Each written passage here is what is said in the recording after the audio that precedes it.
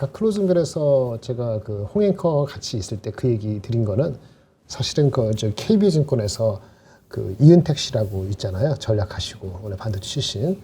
그분이 얘기한 거 그거를 제가 원인을 드린 거예요. 네. 저도 19년도에 그런 일이 있었다는 건 기억나지만 하루 날짜별로 이렇게 정리하지 못하는 정리한 게 있어서 나중에 보시면 되고요.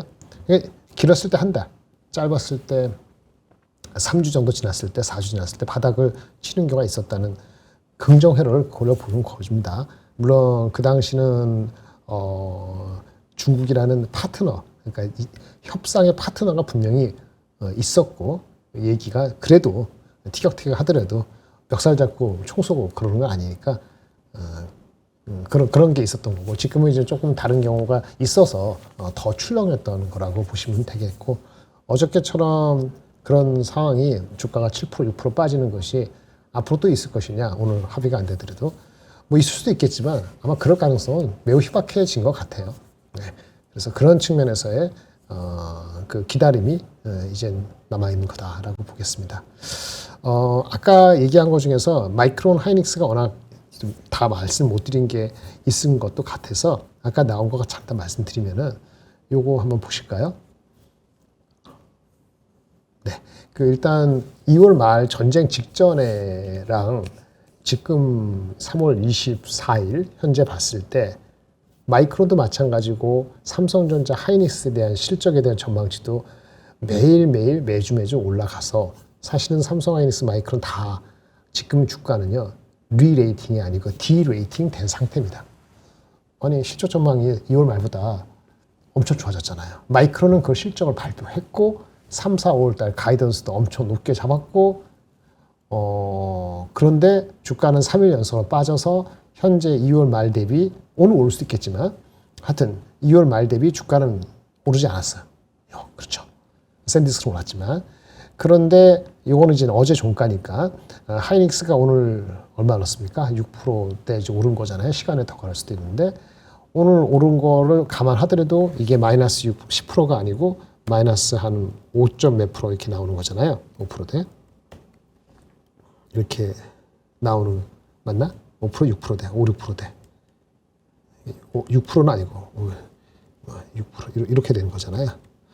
그러니까 어떻게 돼요? 오늘 종가를 기준으로 했을 때도 하이닉스는 2월 말보다 디레이팅 된 거죠. 이익 전망이 뭐 10%, 15%더 올랐잖아요. 뭐 낮게 잡은 게 올해 180조고, 올해 높게 잡은, 오늘 노무라에서 190만 원 나왔다는데, 노무라 리포트를 제가 잘 못 봐서 이익 전망은 어떻게 되는지 모르겠어요. 이익 전망이 상당히 높다면 PER이 4점 몇 배 맞죠? 4점 몇 배 맞는 겁니다.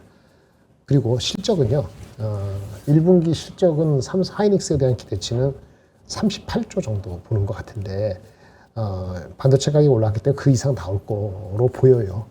그래야 되는 게 맞고요. 혹시 4자로 보면 더 좋겠죠. 4 곱하기 4 이상이니까, 그러니까 200조 이렇게 얘기 나오는 겁니다. 그 이상으로. 그 기준으로 4배 얼마고요. 어쨌든 주가는 2월 말 대비 전쟁 때문에, 그래서 하이닉스가 어제 많이 빠졌으니까, 삼성 많이 빠졌으니까 마이크론도 더불어 빠지고 키 맞추기 해서 오늘 기준으로 오늘 밤 미국 가기 전에 마이너스 2%, 마이너스 6%. 그러면 디레이팅이죠. 밸류에이션이 더 낮아진 거죠. 마이크론만큼 우리가 덜 빠졌으면 어떻게 되죠? 사실은 전쟁이 조금 진짜 흐물흐물이 아니지. 이제 가닥이 잡았다 그러면 이건 예측을 안 하는, 우리끼리 하는 얘기입니다. 이것도 김정은 씨가 이상하고 예측했다고 가서 일을 바치지 말고.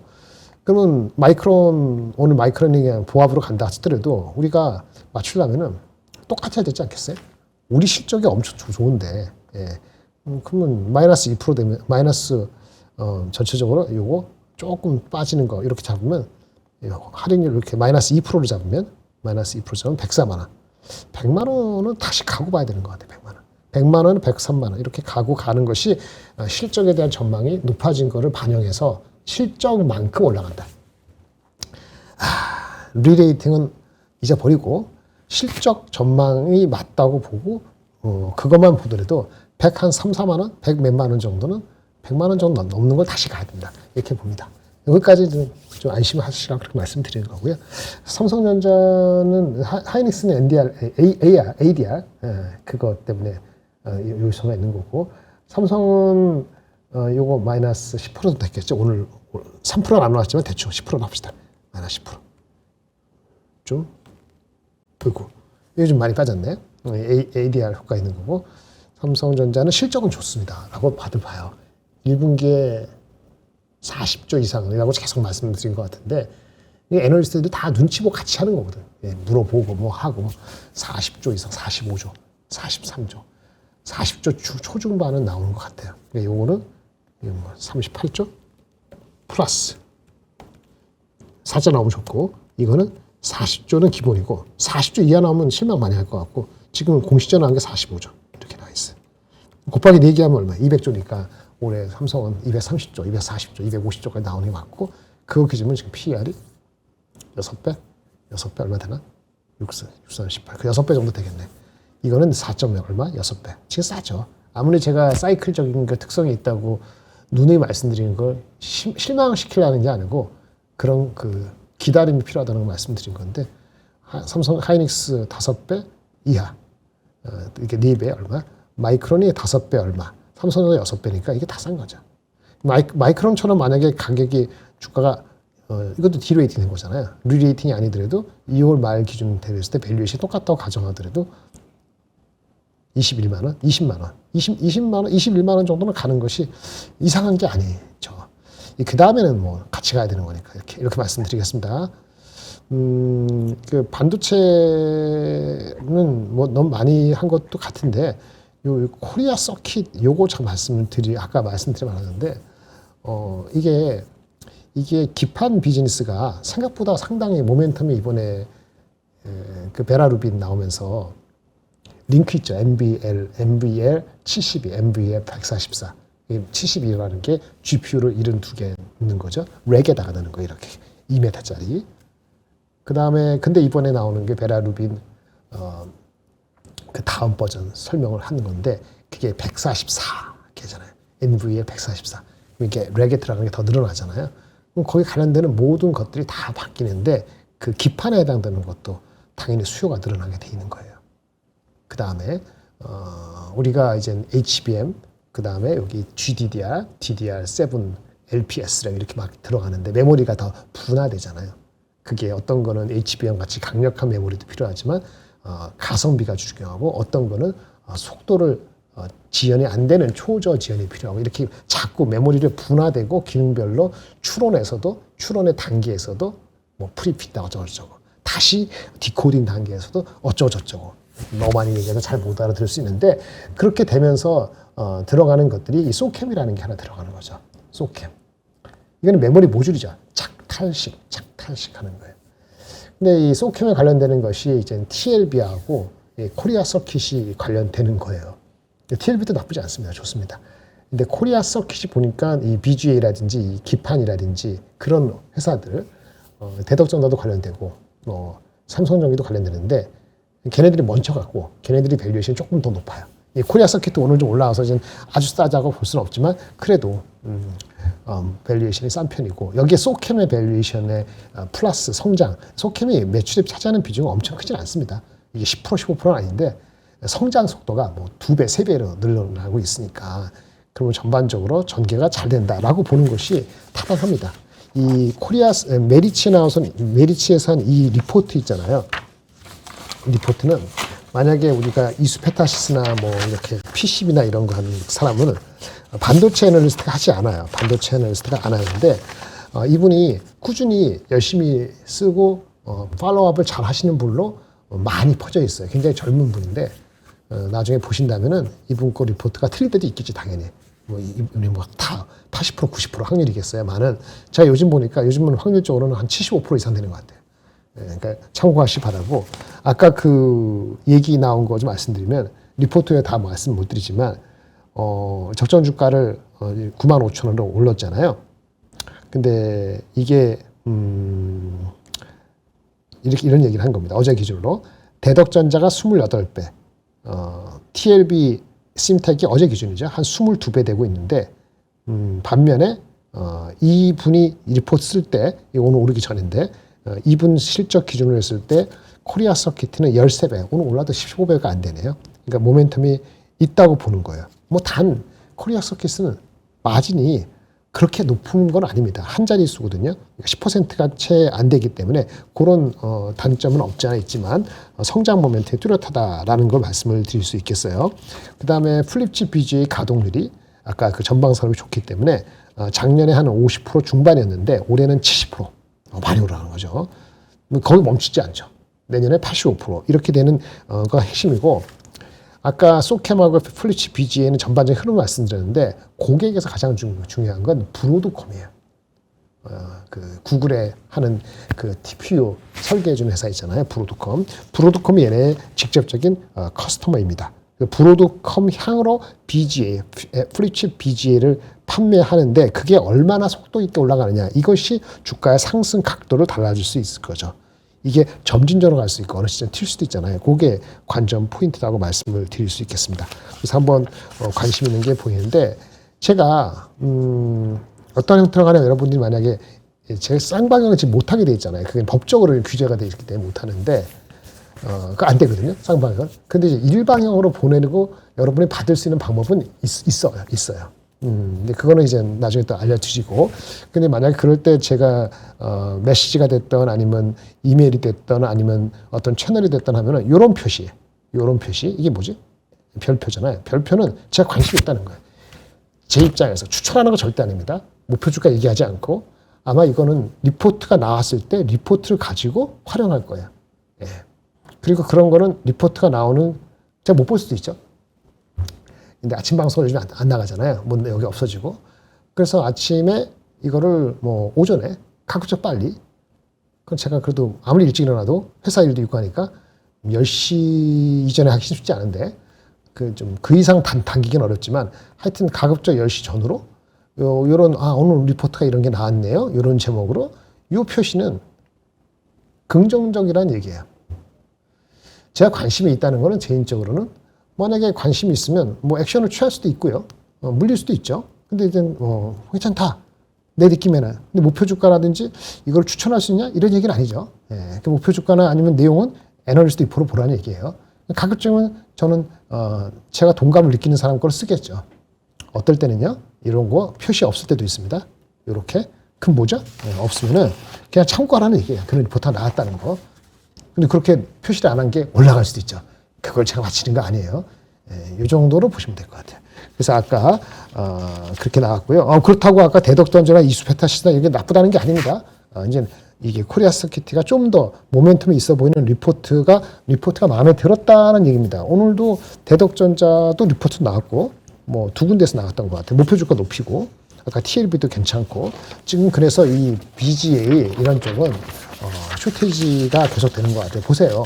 작년도 상반기까지는 GPU, 엔비디아가 완전 난리였고, 작년 봄, 여름, 가을까지는 하이닉스가 난리가 났죠. 지금도 나쁘지 않은데, 그때는 HBM이죠. GPU, HBM. 그리고 작년 겨울부터는 가을 넘어가서 겨울 할 때는 우리 일반적인 DDR4, 5.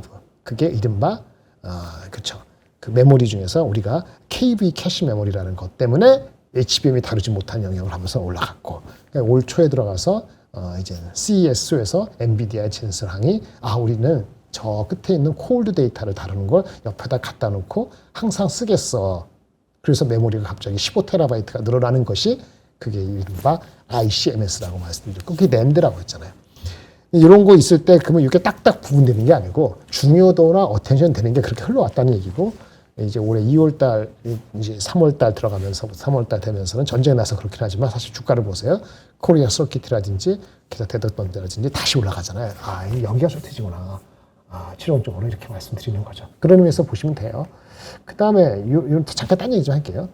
DLENC도 리포트가 나왔는데 이거는 사실 여기 이런 표시할 때는 사실 제 섹터, 제가 주로 다루는 섹터가 아닌데 눈에 띄는 게 있어요. 한번 연구해보자. 예, 그날 연구할 수도 있고 보통은 주말에 연구하게 되겠죠. 차트는 보고 리포트를 볼 때 어떻게 보냐면은 이 친구가 한 리포트가 그 전에 뭐 했는가 항상 보고요. 이게 엄청난 차이가 있다.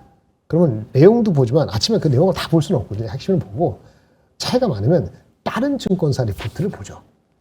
이런 비슷한 게. 여기 DLENC 가져온 건 이겁니다. 리포트를 썼는데 한 달 전에 54,000원 적었어요. 근데 한 달 만에 거의 더블을 썼어. 뭐 히스토리를 잘 모르니까 뭐지 하고 보니까 다른 애널리스트는 다 5만 원, 6만 원이에요. 그럼 이 친구가 뭘 새롭게 알았나 봤더니 그런 것 같지는 않고 뷰를 좀 긍정적으로 했더라고요. 얘가 건설주죠. 건설주. 근데 이란 복구할 때 막 옛날에 들어가갖고 저기 뭐 수주 받고 옛날에 그런 적이 있거든요. 10년 전에도. 그러니까 이란을 만약에 이렇게 하면은 복구해야 되죠. 복구 작업. 그럼 얘네가 눈에 띈다는 거죠. DANC. 그 맞는 얘기죠. 근데 원전도 이게 그 SMR 관련되는 게 진행되는 게 있긴 있어요. 그래서 그렇게 따서 보니까 밸류에이션이 너무 싸다는 거예요. 0.5배 PBR. 봐도 싸잖아요. 근데 이분 얘기는 한 1배 이상 주겠다는 얘기죠. ROE가 그렇게 나오진 않지만. 그래서 그런 두 가지를 다 봐보면, 그러면 이게 사실은 그저께 상한가 같거든요. 어저께 좀 내려가고 오늘 좀 많이 빠진 것 같아요. 이런 거는, 덥석 물기는 쉽지는 않아요. 이제 다시 한번 보면은, 이게 잘못했는데, 주가 보면은, 네, 주가를 제가 못 보네. 지금 제가 열어놔야 되는데, 그 주가를 보면 이게 오늘 많이 빠졌는데, 괴리가 확 벌어졌죠. 근데 이전 애널리스트 목표 주가가 챙겨 왔으면 이거는 그냥 따라갈 수도 있을 것 같은데, 갑자기 11만 원 하고 1배를 준다니까 내용은 상당히 좋거든요. 제가 결정을 못하고 그냥 리포트가 나왔습니다고 연구해 보십시오라고 한 거예요. 내용을 보면은, 제가 봅시다. 네. DLNC. 이게 SMR 관련해서는 미국의 이 회사는 알았는데 자세한 모르죠. 엑스에너지의 EPC 파트너십을 전제로 한 그런 어떤 참여를 한다는 게 있었는데 그것이 기대된다. 그 참여를 하면은 전략적 투자자 DLNC가 원래 전략적 투자자로 관련이 있는 회사가 엑스에너지 EPC 파트너십인데 조만간이나 뭔지 모르겠어요. 하지만 초기 설계 단계에 진입한다. 그러면 이제 기대된다. 이런 얘기고.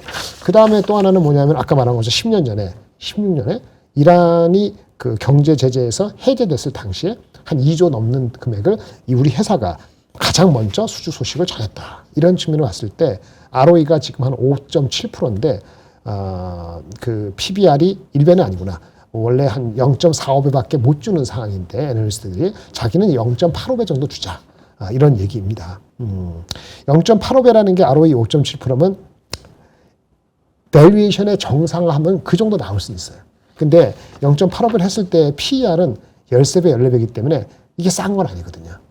그래서 현대건설처럼 더 강력한 확신이 있게 되면 현대건설도 15배, 20배 가니까 PER로 환산했을 때 PBR로 0.85, 그게 11,000원이라는 11만 원이라는 건데 뭐 이상하진 않아요. 그리고 특히나 과거에 분할되기 전에, 이게 분할회사인데 분할하기 전에 PBR은 2배 넘은 적이 있어서 PER도 15배 간 적이 있기 때문에 불가능하진 않은데 워낙 한 달 만에 이렇게 올린 거에 대한 백그라운드 제가 몰라서 요 표시를 한 거죠. 이렇게 하는 것보다는 연구를 해야 되는 거니까 이거 어떻게 되죠? 즉각적인 반응은 이게 더 먼저가 되는 게 맞지 않겠냐. 그런 걸 제가 암시했다. 이렇게 말씀을 드릴게요. 요거를 좀 말씀을 드리고 싶었어요. 리포트적으로. 나머지는 뭐 전쟁 끝나면 핵심 다 좋은 거고. 그렇게 나왔고 지금 말씀 드리게 이 얘기를 아까 이 얘기 저기 그 ADR 얘기했는데 ADR은 긍정적인 겁니다. 지분 희석 이런 거 필요 없고 아까 그 얘기 했었으니까 이건 반복되지 않겠고요. 넘어갈게요. 네. 그러니까 그 당시 30년 전보다는 우리의 반도체에 대한 인식이 투자가들이 늘어났다는 것 자체는 파지티브하다. 그거는 파지티브한 겁니다. 그런 얘기하고 다섯 배 이하로 받고 있는 것이 7배만 됐으면 참 좋겠어요. 그러면 여러분들이 기대하시는 150만 원 바로 되는 거니까. 그 이상 돼서 7배 이상 되면 그 이상도 바라볼 수 있죠. 속도가, 시간과 문제다. 이 얘기했구나. 이 얘기했는데 하이닉스가 이게 재무제표에 보면 이런 게 있어요. 그 뭐지? 까먹었는데 하여튼 사업보고서 보면은 이게 부채 항목에서 요런 항목이 있는데 여기 계약 부채라는 말이 나오는 게 있어요. 계약 부채. 여러 가지 부채 중에서 계약 부채. 선수금이라는 거 여러분 들어보실 거예요. 선수금이 한 부분이야. 더 작은 거죠. 계약 부채가 과거에 뭐 23년 말에서 24년 중반까지 갈 때 2조, 1조, 2조 이렇게 돼갖고 그것이 다 이렇게 이제 나중에 실적으로 발현되면서 현재는 최근에 와서는 다 5천억대로 머물러 있거든요. 이게 선수급이라는 건 미리 받는 거잖아요. 미리 받는 거. 근데 고객이 빨리 받기 위해서 어디 주는 거고. 그 다음에 계약 부채는 이걸 포함해서 예를 들어서 장기 공고 계약을 맺는다. 그러면 이미 청구는 받았지만 인도되지 않은 제품. 이게 롱텀이라는 개념이에요. 롱텀, 커밋반 이런 게 늘어날 가능성이 있거든요. 그거 늘어나면 주가는 많이 움직여요. 사실상 매크로가 없다는. 그래서 이번에 오랫동안 머물렀던 계약 부채가 장기 계약으로 이게 표시가 많이 지면은 삼성도 그런 느낌이 있었죠. 마이크로소프트하고 장기 계약 롱텀 맺었다 이런 기사 보셨을 거예요. 며칠 사이에. 그리고 하이닉스도 그렇게 되면 이거 수치적으로 사업 보고서 나올 때 한 달 뒤지만 이게 명시적으로 확 올라갔다 그러면은 외근육 붙지 않을까요? 한 달 뒤에. 못 붙었으면 그때 가서 붙으면 주가가 올라갔을 것 같기도 하고. 하여튼 그런 정도로 개인적으로는 그걸 좀 기대하고 있는데, 그러니까 이거 기대하는 건 일주일이 됐는데 문제는 그 사이에 지금 전쟁이 일어나고 있으니까 주가가 100만 원에서 지금 왔다 갔다 한다. 이런 게 있다. 이렇게 하시면 될 것 같습니다. 파지티브 하고요. 파지티브 할 거라 보고요. 네. 그 다음에 아까 여기 했는데 이거는 뭐 오픈 AI가 GPU가 만든 게 타이타니아가 있는데 좀 늦어졌어요. 근데 삼성이 들어간다. 삼성전자 HBM의 7%, HBM4 기준 15%, 전체 7% 물량이 다 좋다는 얘기예요. 이거 설계는 브로드컴, TSMC 파운드리, 우리는 전량 HBM4. 근데 아까 이 중간에 테라팹, 네, 아까 얘기했잖아요. 얘기했나? 아까 못했구나. 다른 얘기 하느냐고. 그 테슬라가 뭐 반도체 만든다고 하잖아요. 여기에 대한 질문을 우리 회사에서 나오고 하는데 제가 뭘 알겠습니까? 모르는데 아는 척 하면서 하는 거지. 약간 양심의 자책도, 가책까지는 하고 양심에 찔릴 때가 없지 않아 있습니다. 그렇게 안 하려고 열심히 저도 공부해요. 네, 공부합니다. 챗GPT도 있고 후배들도 있어 공부를 하는데 경험상 이렇습니다. 경험상도 그렇고 실제 물어보면은 결국은 사람이에요. 사람 빼가면은 가능성이 있습니다. 여기 있는데 다 필요 없고 여기 인력 확보. 인력 확보하면 7년 뒤에 알 돌이 없습니다. 얼마나 임팩트 변할지. 근데 거꾸로 인력 확보에 실패하거나 사람들이 움직이지 않고 그러면 7년 동안 또는 한 3, 4년 동안 5년 동안은 신경 안 써도 돼. 오늘 이제 마이크론이 빠지니까 이것 때문에 빠진 거 아니냐. 그러면 하이닉스 삼성전자 오늘 빠지면 올라가면 안 되죠. 그렇죠? 예, 그런 게 있다라는 건데요. 인력이 중요합니다. 장비는 돈 주고 사면 되죠. 테슬라가 돈이 있느냐? 그건 다른 문제고, 뭐 상장시키고 모여서 돈 어떻게 하고 그건 다른 문제고. 근데 오늘 발표된 게 있어요. 오늘 발표된 거. 그런 얘기를 하면서 제가 아까 이거 끝나고 좀 쉬고 있었는데 이런 기사가 났긴 하더라고요. 어디 갔지? 어디 갔어? 이거네. 오케이. 요거 좀 그 리포트 못 봐서. 뭐 나왔냐면은 어디 거지? 이게 중국 신문에서 나온 건데 번역을 시켰는데요. 중국 대만 건지 보여드릴 수가 없네. 이게 머니 언더 몰라 하여튼 있어요. 번역한 거 보면은 테슬라가 테라팹 프로젝트를 시작을 했는데 200억 달러, 250억 달러를 투자해서 2나노 반도체 첨단 공정을 건설할 계획이다. 언제? 그건 안 나왔네. 200억 달러면 30조인가요? 네, 그 정도 해야죠. 당연히. 팹 칠 때. 네, 돈 있나? 어떻게 하겠죠. 근데 지금 핵심이 뭐냐면 테슬라는 자기네 공식 홈페이지를 통해서 대만에서 당연히 이거 하려면 얘네들이 테슬라는 원래부터 설계하고 있었잖아요. 설계했잖아요. 테슬라가 한다는 것은 결국은 설계 의견의 제조, 패키징 이쪽을 하겠다는 거거든요. TSMC 거를 하겠다는 얘기인데 대만에서 인재를 모집한다는 소식을 홈페이지에 발표했다. 채용 대상은 당연히 어린애들 데려올 건 아니고 최소 10년 이상 경력을 갖고 있는 인재로 TSMC를 타겟한다고 딱 겨냥하고 있어요. 리포트 기사에 그렇게 나왔어요. 반도체 인재 쟁탈전. 그래서 TSMC는 신경 쓸까? 그럴 수 있죠. 예. 고객이지만 동시에 경쟁이 될 수 있는 거죠. 이런 합동 영향이 아니면 됩니다. 그 공장이 오스틴에서 하는 거예요. 오스틴. 예. 건설이 그쪽에 있으니까. 물론 메모리를 바로 하진 않을 거고 그거 핵심이 아니고 여기 테슬라, 스페이스, XAI, 칩 이런 쪽이니까 아마도 휴머노이드 로봇이나 차량용 주행체 이런 거 하겠다는 거고 다 하겠죠. 그래서 결론은 뭐냐? 다 좋은데 일반적으로 뭐 중국 업체들이 반도체를 하겠다고 굴기하고 시간 걸리는데 10년 넘어서도 꼼짝 못하니까 테슬라도 말도 안 되는 잡소리다라고 그렇게 치부할 건 아닙니다. 왜냐하면 중국은 진짜 아무것도 없는 상태 했지만은 그 나는 걸 다 이렇게 뺏어서 그 이제 남의 훔친 거잖아요. 훔친 거 개념이 많고. 그런데 메모리를 하겠다고 했는데 사실은 중국이 못 쫓아온 건 아니에요. 근데 미국이 막았죠. 기술적인 거를 유출하는 거 막고, 단돌이 하고, 그 다음에 장비 막고 난리가 뽀개는 거잖아요. 그건 효과 때문에 삼성과 하이닉스하고 격차가 원래 크긴 했지만은 그걸 따라오는 거를 다 저지를 당한 거예요. 우리 입장에서는 미국이 중국을 자기를 위해서 한 거지만 결과적으로는 지금까지는 우리한테도 도움이 된 거거든요. 근데 그게 없었으면은 15년의 그런 반도체 굴기를 얘기했지만 실제 내부적으로는 한 3, 4년 준비를 한 거니까 긴 냅뒀으면요. 2010년 중반부터 시작했다고 하고 2020년 코로나 전후로 해서는 걔네들이 우리의 로우 엔드급은 따라왔을 겁니다. 라고 저는 봅니다. 미국의 견제가 없었으면 충분히 있을 수 있어요. 2020년 전후로 코로나가 아니고 이쪽이 리스크인데 이게 미뤄져 갖고 25년 현재도 우리가 동향처럼 비슷하게 하고 있는 거죠. 그래서 강산이 10년이면 아까 말씀드린 것처럼 10년 걸리면은 사람만 모집하면은 그냥 미국에 있는 테슬라인데 테슬라 반도체 안에 누가 막아요? EUV 안 주나요? 다 갖다 줄 거 아닙니까? 예? 그렇죠? 근데 가지고 와서 노하우를 하고 전수하는 건 사람이니까 얼마나 많은 사람들이 핵심이 가느냐는 건데 가면 합니다. 예. 근데 시간이 걸리죠. 그래서 저는 한 7년 정도 보고 있습니다. 지금 주가를 이걸 땡기기에는 조금 많이 이르죠. 안 될 수도 있죠. 물론 이것이 배터리 만들거나 이런 거 대비했을 때 뭐 디스플레이 만드는 거하고 다른 거기 때문에 더 어렵다고 느끼긴 하지만 거꾸로 배터리 만드는 거는 어렵지 않아서도 있지만 다른 쪽에 싸게 구입할 거 있으면 굳이 노력을 배가야 하고 힘을 뺄 필요가 없어요. 근데 이거는 반도체는 너무 필요하기 때문에 5년, 10년이 아니고 15년 걸리더라도 하겠다라고 마음 먹으면은 중국 업체가 하는 것보다는 이런 미국 내에 또 하는 업체가 하겠다고 하면은 그거는 잠재적인 리스크는 맞아요. 그런데 사람을 못 구할 수도 있죠.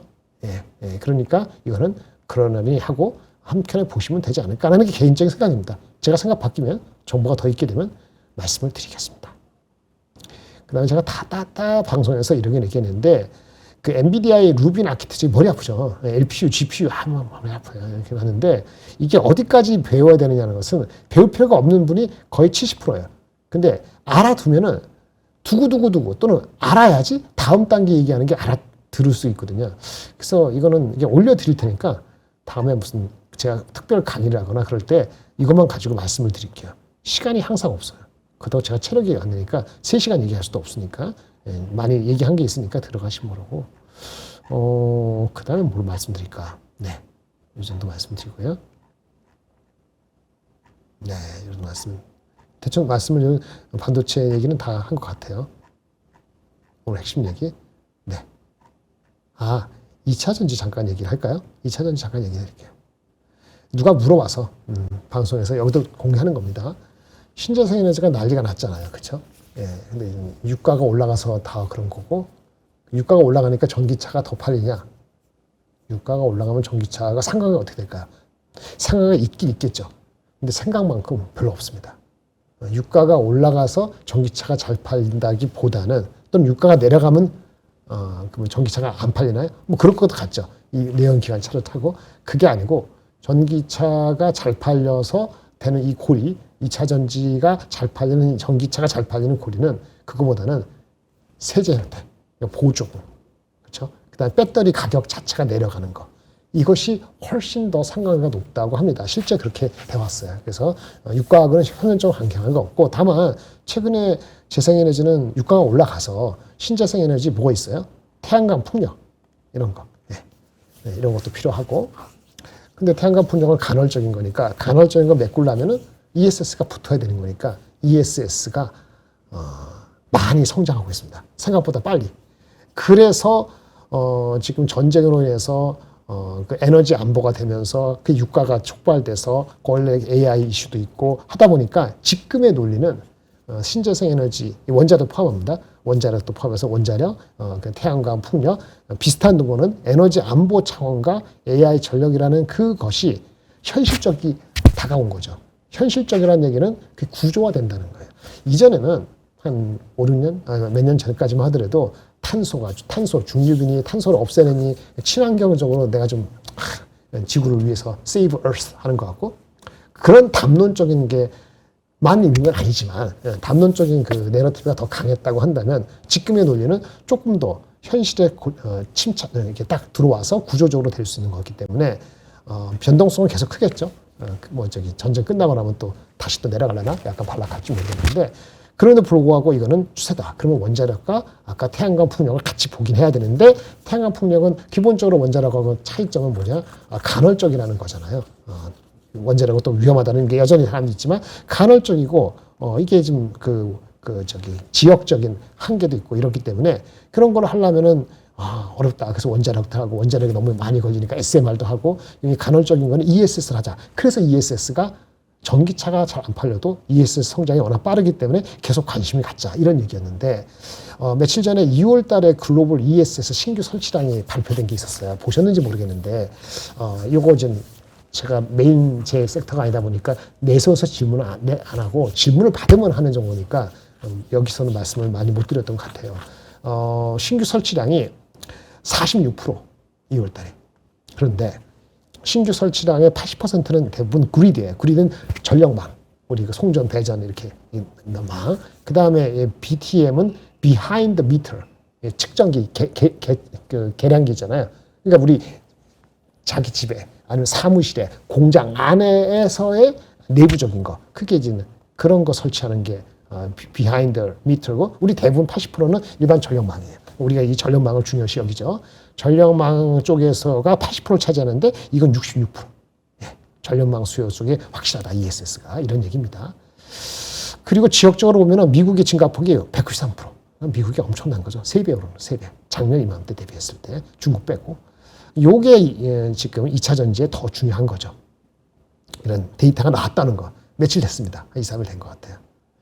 그리고 또 하나는 법적으로 유럽에서 오늘 아까 이재규 차장이 얘기한 것처럼 이 산업 가속법 그 초안을 통해서 EU가 역내 조달을 요구하는데 생산 거점이 있는 나라가 좋겠죠. 폴란드, 헝가리 우리가 좀 앞서 있고 그래서 이거는 이제 그 하나증권의 그 김현수 씨가 쓴 코멘트인데 제가 동의하고 여부는 아닙니다. 그냥 가져온 거예요. LG에너지 SDI 이거 다 아는 거죠. 한중 NCS를 했더라고요. 이거 오늘 빠졌나 모르겠는데 ESS 냉각 시스템. 근데 보니까 그냥 무슨 미국의 공장을 곧 착공하나 봐요. 이 모멘트에 그래 주가 올랐구나. 최근에 주문받았구나. 이렇게 참고를 하시고 저는 아까 잠깐 말씀드렸나 보는데 그 오늘 리포트 나온 것 중에서 이쪽에도 리포트가 꽤 나온 게 있어요. 뭐가 나왔었냐면은 하나증권에서 LNF에 대한 리포트가 나왔어요. 목표 주가는 18만 원 비슷한데 원래대로 1분기 실적이 테슬라 향에 의외로 견조했다. 얘가 테슬라가 고객이니까 이런 얘기를 적어놓은 게 있고요. 테슬라의 Y, 롱 레인지 수요 뭐 이런 얘기했고 특히 4월부터는 다음 달이죠. 중국이 증치세, 세금 내는 거 그거를 환급을 받아왔는데 환급을 폐지했거든요. 폐지하거든요. 그러니까 폐지하기 전에 미리 선수요가 발생된 거가 1분기에 반영됐다. 그래서 테슬라 향 그다음에 모델에 대한 거 이런 거에서 실적이 나쁘지 않다. 뭐 이런 얘기를 했고요. 그게 중요한 게 아니고 ESS니까 ESS에 관한 것도 얘기를 했고요. 또 하나 얘기가 중요한 건 LFP 싸잖아요. LFP 양극재 라인을 시작하는 게 아직은 아니에요. 3분기 양산이거든요. 근데 그걸 준비 중이라는 얘기를 했고 미국의 ESS는 강력한 수요가 있다. 그런 얘기를 하고 있어요. 그리고 얘네 고객이 또 하나 고객은 SDI하고 SK온인데 얘네들이 최근에 가동률을 높이려고 원래는 EV 전기차 용도인데 전기차 용도 라인을 놀고 있는 게 있어서 ESS로 빨리 전환을 하고 있어서 여기에 들어가는 우리 LNF의 LFP 양극재 수요가 매우 높다. 그러니까 제가 강력하다, 매우 높다라는 표현이 나왔다는 거 말씀을 드리는 겁니다. 뭐 그런 얘기를 나와서 양극재 기업의 이 가동률이 뭐 전반적으로 20%, 30% 머물러 있는데 이런 상황을 봤을 때 LG 엔솔, 테슬라 이런 거 봤을 때는 한 50% 내에 이렇게 올라가고 그것이 유지될 수 있다. 뭐 이런 얘기를 한 거 있습니다. 그러면 나중에 하나증권에 나온 리포트가 깔끔하게 정리되어 있으니까 그런 거 보면 2차 전지도 나쁘지 않다라고 말씀을 드리겠습니다. 플립치 BG에 다시 돌아와서 미안해요. 아까 그 코리아 서킷 포함해서 나눈 건데 우리가 우리가 GPU가 있고 여기 HBM이 있고 여기 CPU가 있고 또 LPDDR-램이 있고 또는 구라하게 만든 LPU가 있고 거기에 SRAM이 들어가고 이런 것이 하나의 칩들이 뭉쳐져 있는 것이 슈퍼칩이라 그러고 그런 칩들하고 그렇죠? 칩들 간에 왔다 갔다 하는 거를 연결시키는 스위치 칩이 있고요. 이런 스위치 칩, 그 다음에 이런 GPU, NPU, 메모리 이런 거 있고 그 다음에 이런 게 하나의 슈퍼칩이면은 그게 렉 단위로 몇십 개, 70개, 100개 들어가는데 렉과 렉 간에 연결시키기 위해서 또 연결시키는 밑에 또 보드가 있고 이렇게 해요. 나중에 그림으로 보여드릴게요. 제가 오늘 그림 가져왔는데 오늘 파일을 회사에 놔두고 와갖고 지금 그 파일을 못 가져왔어요. 아깝네. 내일 모레 다시 보여드릴게요. 근데 중요한 건 뭐냐? 그 GPU하고 뭐 GPU 사이에 연결을 하는 통신이 필요한 게 이겁니다. 이게 NV 스위치 칩이에요. 네. NV 스위치 칩이 어디에 붙였달까? 밑에 받침이 되는 기판이 이 플립치 BGA에 패키징이 되는 거예요. 근데 아까 말한 것처럼 우리 블랙웰이 대표적인 게 GB200 NVL72, 72량의 72개의 GPU가 여기 세로 같은 렉에 들어가는 건데요. 렉당 렉에 다시 부분을 해서 트레이, 쟁반같이 한 층층 트레이가 9개 있고 거기에 트레이 한 개당 NV 스위치 그 내에서 스위치 반도체 칩이 2개니까 총 18개 들어갔는데 이번에 베라루빈은 울트라는 144개고 베라루빈 72개가 되면서는 이 칩이 2개가 아니고 4개가 들어가서 36개가 된다는 거예요. 그러니까 GPU가 루빈으로 바뀌면서 NV 칩 자체가 2배로 증가됐다. 이 얘기예요. 그러니까 당연히 좋은 거죠. 예. 당연히 수량이 2배로 증가됐다. 크게 늘어난다. 그리고 속도도 당연히 이거보다 속도가 2배가 넘어가니까 처리를 많이 해야 되는 거니까 이 플립치 BGA 기판에 대한 그 퀄리티적인 것도 레벨이 높아지는 거예요. 이런 게 다 포함되는 겁니다. 그리고 우리가 칩이 이렇게 베라루빈이 되면서 뭐가 되냐면 여기 뭐지? 블랙웰에서 여기 블랙웰이란 말이에요. 베라루빈이 이제 루빈이 이제 GPU고 베라는 CPU예요. 이 GB는 그레이스는 CPU고 블랙웰이 GPU고 이게 한 개, 두 개 합쳐진 거잖아요. 이렇게 되면서 칩 있잖아요. GPU 이렇게 들어가고 하는데 옆에 HBM도 들어가는데 핀수가 늘어나요. 핀수가 늘어나기 때문에 연결핀이 많이 필요하고 고속을 대고 이런 게 다 층에서 플립치 BGA 층을 더 고다층에 만드는 설계가 필요하다. 그러니까 좀 검증이 된 회사가 돼야 되는데 아까 코리아 서킷 같은 경우는 브로드컴에서 만드는 그런 TPU를 할 때 이런 FCBGA가 들어간다. 이게 핵심이 되는 거죠. 이렇게 설명하는 거예요. 이건 뭐냐? 미드 플레인. 듣기만 하세요. 미드 플레인 뭐 이렇게 되는데 우리 아까 칩들이 들어가고 그 GPU 들어가고 NPU 들어가고 위에 스위칭 들어가고 뭐 이렇게 들어가잖아요. 그럼 이렇게 돼 있으면 이게 하나의 렉인데 렉과 딴 데랑 연결시킬 때 뭐로 연결시킬까요? 케이블이 있어갖고 케이블 연결시키잖아요. 근데 케이블을 안 쓰고 원래는 구리 케이블인데 그 GPU하고 그 DPU 사이에 신호를 전달했는데 그 사이에 그 역할을 하지 않고 케이블을 없애고 미드 플레인하는 보드 중간 기판에 새롭게 들어가는 게 미드 플레인이에요. 기판 대신 케이블 대신에 그렇게 해서 하는 구조가 들어가서 이것도 우리 그 업체한테 중요한 기회다라는 얘기를 하는 겁니다. 어쨌든 간에 기판이 속도가 더 늘어나고 고속이죠. 아까 말한 그 대역폭이 늘어나고 이렇게 되다 보니까 속도를 많이 처리해야 되겠고 케이블도 없어서 미드 플레인 바뀌고 이렇게 되다 보니까 기판 자체가 얇을 수가 없어요. 단순히 얇아지지 못하니까 오히려 아까 말한 것처럼 고다층 층이 30층, 40층 고다층 우리 PCB와 똑같은 개념이죠. 고다층 하면 설계가 필요해요. 그러면 이 모든 게 다 패키징 PCB의 기회가 된다는 얘기입니다. 그 미드 플레인은 쉽게 적어달라고 우리 그 챗GPT 요구했더니 집에 전기 케이블 많이 깔았는데 이거를 그렇게 하지 말고 벽 속에다가 배선판을 따로 중간에 만든다. 뭐 그런 개념이다. 이렇게 설명을 했더라고요. 이렇게 말씀드리겠습니다. 요거는 됐으니까 이렇게 말씀드리고요. 그리고 이건 됐고 딱 잠깐 내일 모레 할 거를 잠깐 보여드릴게요. 이건 필요한지 모르겠는데 다 끝났는데 이런 게 있어요. 여러분 우리가 그 챗GPT한테 야 챗GPT야 뭐하니 나랑 놀아줄래? 뭐 이런 말을 하면은 우리가 말하는 그 데이터가 어떻게 가능하죠?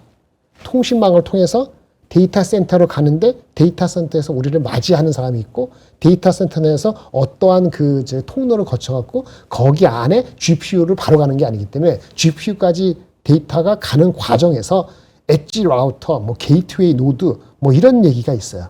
그거를 좀 이해를 하실 필요가 있고요. 그 아까 요거 그림 이건데 우리가 베라루빈 칩 예를 들면 이 그래프로 보여주면 이런 게 있습니다. 이게 하나의 렉이거든요. 렉 들어가는데 컴퓨터 렉이라 하고요. 그다음 중간에 컴퓨터 렉 사이에서 이거는 링크하는 스위치 그 렉이 또 들어가고요.